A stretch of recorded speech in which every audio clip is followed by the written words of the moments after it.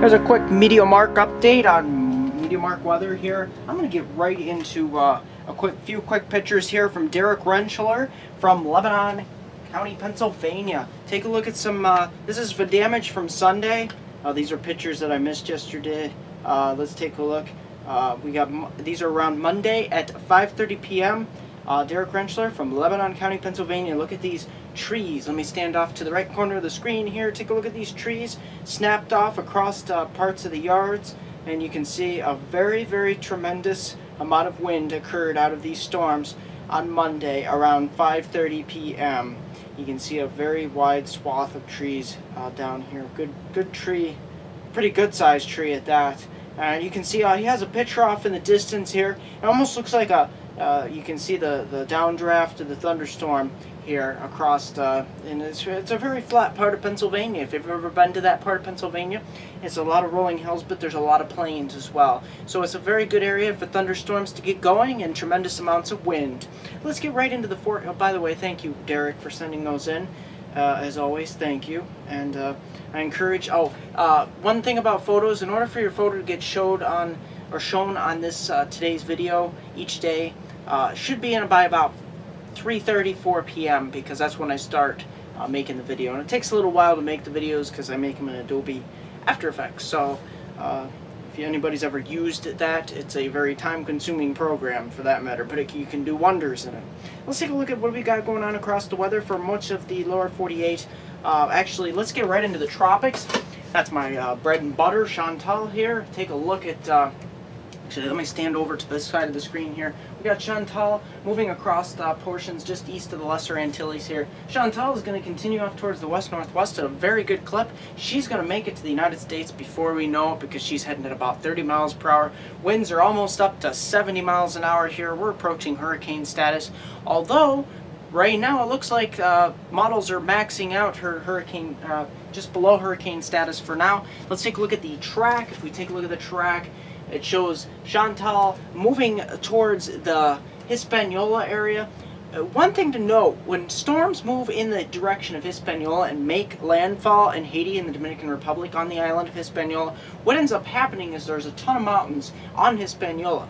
And this has a tendency to disrupt the circulation of the storm. And this could happen again. And this is why models, especially the GFS, weaken Chantal to a very minimal tropical storm, some even to a tropical depression by the time it makes the Bahamas. Nevertheless, Chantal should re-strengthen over the Bahamas, and just as I was thinking, should stall out across the Bahamas during days 4 and 5 through the weekend. And that's due to a Bermuda high to the north, and there's a trough that will be hanging back across the United States, so there's not much steering currents, but I believe in time the more likely scenario is to steer Chantal in the general direction of the Florida Peninsula. However, things could change over the next 4 to 5 days as these models work themselves out. So we're going to continue to watch Chantal for you across the Caribbean islands here. So let's get right into the particulars of our forecast. We're moving right along to our forecast here for your Wednesday. This is Hump Day. We're looking across the United States and the Northeast here and the northern plains. We're looking at a very vigorous storm system. This storm will finally be moving east. This is the same storm that stalled across the East Coast, then moved west, and now it's finally moving east. We finally have a jet stream in our midst, and this will continue to progress systems towards the northeast, and this will result in possible flash flooding type styles thunderstorms across the Appalachians, Kentucky, Tennessee, on up through portions of Pittsburgh, Binghamton, Scranton, and across northern and central and southern New England as well. So, another threat will be damaging wind and large hail. Anywhere in the red and fuchsia colors, we will see that possibility of some damaging wind and large hail. The main threat will be damaging straight line winds. There will be isolated tornadoes within this red zone and fuchsia zone. However, I really think the main threat is going to be a damaging wind gust with any thunderstorm that does form. Bow echo lines and squall lines are a great possibility with this storm, and I could not rule out a derecho as well, although that's very rare.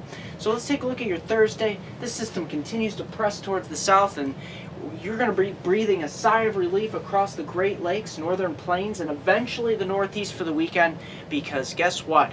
Lower humidity is coming, upper 70s to lower 80s with humidity values of 30 to 40%. That's going to feel a lot better than what you've seen during the last several days. We're going to continue to watch the tropics and this possibility of finally scouring out some of this humidity across the east. It will continue to build across the plains though. You take a look at 100 degrees across much of Texas, up through even Denver area, and up through portions of the plains here, and now even out into the desert southwest here. We're looking at a lot of 100s. So that's going to continue. That pattern is going to hold tough, but the East Coast can breathe a sigh of relief. One thing we got to watch next week is what happens to Chantal. Does she head up the East Coast? Or does she move across the Florida Peninsula and into the Gulf of Mexico? I will continue to update daily on this scenario at MeteoMark. Like me on Facebook at MeteoMark. Subscribe to me on YouTube at MeteoMark.com. Here's a 4-day forecast for my hometown viewers from Binghamton, Elmira, and the northern tier counties of Pennsylvania. Taking a look on your day on Hump Day here, look at this. We're looking at scattered strong storms becoming more likely during the afternoon. Some of these could contain damaging wind gusts, large hail, flooding rains. We're going to have to get through tomorrow. We're heading up towards 85 degrees tomorrow across the northern tier counties and Susquehanna region, Pennsylvania, from Scranton heading up to Binghamton to Elmira. Take a look at in Wednesday night, that cold front begins to come crashing through here. Thursday, look at this. We continue to look at chance of a thunderstorm, mainly in the morning. We start to clear out towards afternoon. You'll start to see those humidity values drop, and look at by Friday and Saturday.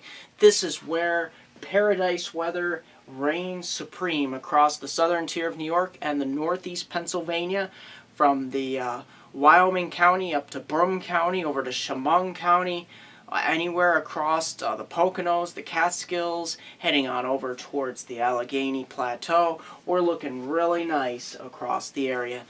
That's pretty much going to do it for MeteoMark.